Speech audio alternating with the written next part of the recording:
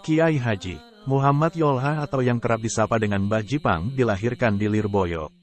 Nama Jipang adalah nama julukan yang diberikan Mbah Kiai Ma'ruf Kedunglo, Kediri, yang masih terhitung paman beliau, singkatan dari Ngajine Gampang.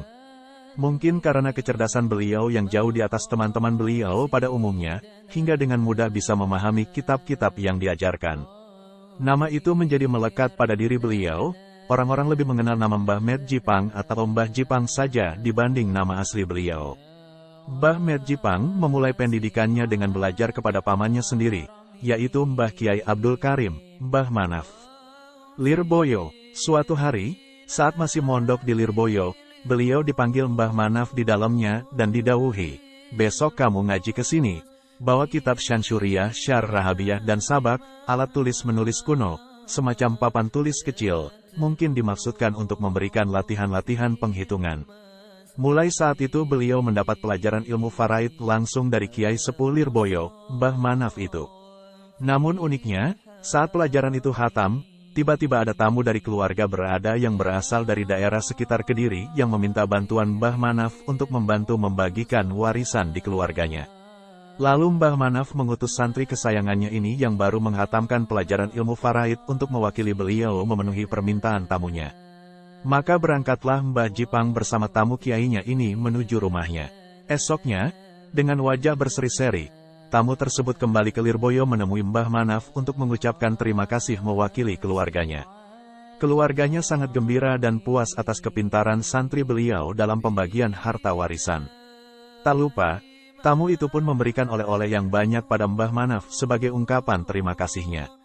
Setelah tamu itu pamit, Mbah Manaf Lirboyo segera memanggil santri kesayangannya itu dan memberikan semua oleh-oleh tamu itu padanya.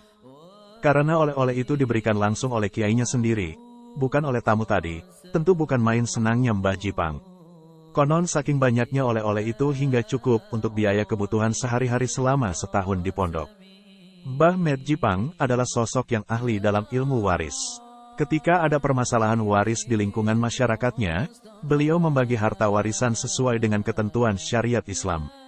Tetapi, menjadikan semua ahli waris bisa menerima dengan legowo dan marem atas pembagian itu, terlebih ketika terjadi perselisihan di antara mereka, bukanlah perkara mudah, meski oleh seorang kiai sekalipun.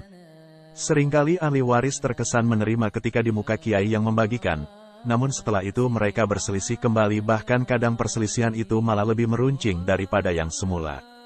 Tetapi hal itu tidaklah sulit bagi Mbah Jipang Batokan. Setiap ada perselisihan warisan, dan beliau dilibatkan untuk membagi dan menyelesaikannya, semuanya terasa menjadi mudah.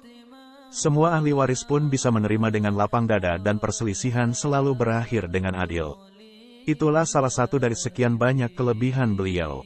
Saat kitab Sirajut Talibin karya Syekh Ihsan Dahlan Jampes sudah tersebar luas, Syekh Masduki Lasem sering memberikan kritik atas beberapa redaksi yang ada di kitab itu, mulai dari sisi nahwu, saraf, balagah dan pengertiannya yang dirasa kurang tepat atau malah mungkin keliru.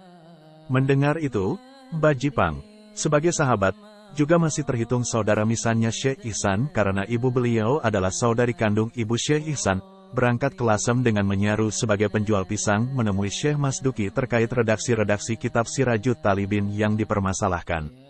Terjadilah perdebatan seru dan panjang di antara mereka. Hingga setelah selesainya perdebatan itu Mbah Jipang pamit. Syekh Masduki mengatakan pada para santrinya, "Aku tas wae kala debatan Jekaro Bakul Gedang Ko Kediri, saya baru saja kalah berdebat sama penjual pisang dari Kediri." Mbah Med Jipang dengan baju sederhana ala petani atau pedagang sayur dan ikat blangkon di kepala menjadi penampilannya sehari-hari. Bagi yang belum mengenalnya, tentu tidak pernah menyangka di balik penampilan yang sangat sederhana ini, bahwa beliau adalah orang yang sangat alim yang sulit dicari tandingannya, yang begitu dihormati dan disegani oleh kiai-kiai yang sudah mengenalnya.